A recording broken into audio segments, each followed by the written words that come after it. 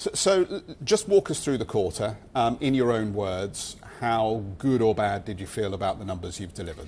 Look, it's obviously been a bumpy road coming out of COVID, but we've made really good, strong, steady progress. So we had good growth in the year, up 15%. We managed to keep our costs under control. The credit impairments ticked up a bit, but are still somewhat below what we would expect to be normal through an economic cycle. And that has allowed us to post some really good profit growth and announce a return of $1 billion to shareholders via buybacks, in addition to a very healthy dividend increase.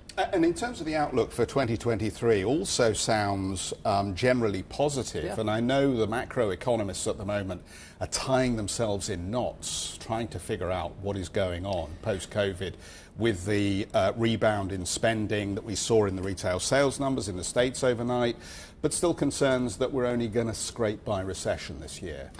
Yeah, the recession outlook does look a bit tough in the West. I'll say, and for the markets where we do the bulk of our business, Asia, Africa, the Middle East, are looking pretty good. So we're expecting China to grow 5.8% this year, obviously coming back from quite a difficult COVID period.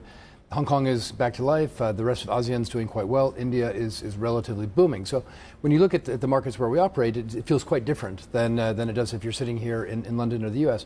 That said, the U.S. economy has been super resilient, and we've seen a nice little bounce in January. That's a good thing for economic activity, probably not such a good thing for inflation, which means that central banks will have to be vigilant for a little bit longer. But on balance, that's all a very good thing for our business. Bill, I'm just going to slide off piste a little bit here and take you away from earnings, because there is so much noise coming up to this result around First Abu Dhabi Bank, whether they're interested, whether they're exploring a second act for your bank. And I know you've already shot down some of the comments here around whether the interest is genuine or not, but just walk us through where you're at. Well, we've had no engagement with any prospective bidders, aren't seeking any engagement with any prospective bidders, and don't need to. So our business is growing really nicely, independently.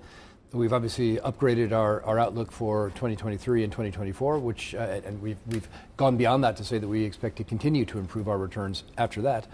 You know, the most encouraging thing to me over the past year is, of course, we got to benefit from higher interest rates, which I think most banks, or maybe all banks, did.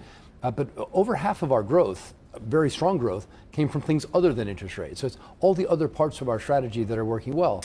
It's against that backdrop that we look and say, look, we've got the right strategy. We're on the right track. The economic environment in which we operate feels very good. And overall, that sounds like we should just keep on going full speed ahead, keep our heads down, don't get distracted by stories that come up one side or the other. And that's what we're doing.